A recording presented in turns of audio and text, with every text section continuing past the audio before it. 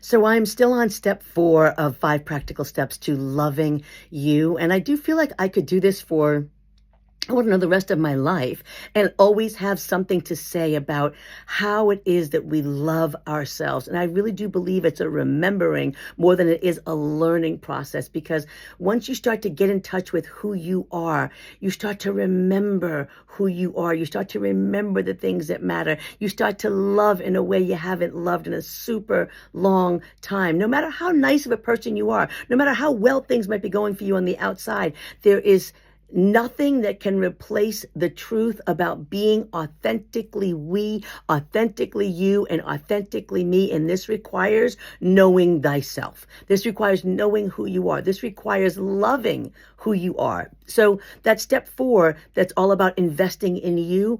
I really do think the first step in my journey that was so useful was to emotionally invest in my emotional health. And that did require me being still and saying to myself, what the hell has hurt you? Yeah, just like that. I said it just like that.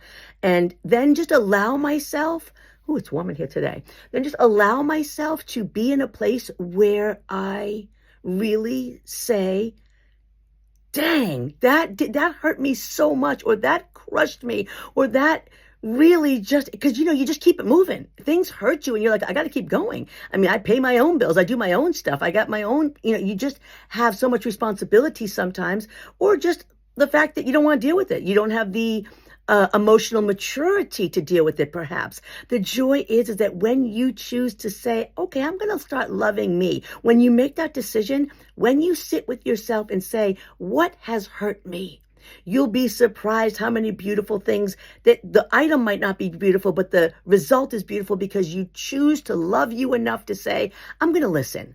When you love somebody else and they're telling you something, you don't feel like listening to all the drama, but you listen because you know that's what they need in that particular moment, is somebody to help them through this emotional difficulty.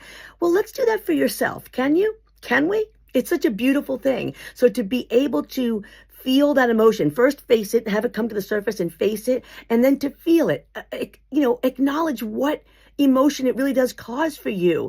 And then at that moment, when you truly decide to feel how it really hurt, now you can be set free. And I think that comes in a 2-part. It's a forgiveness and it's a freedom that happens after we choose to forgive. And the forgiveness is never for anybody else. The forgiveness is for you, because once we forgive, whether it's forgiving somebody else or forgiving ourselves, once we do that, now we can choose to be free from that.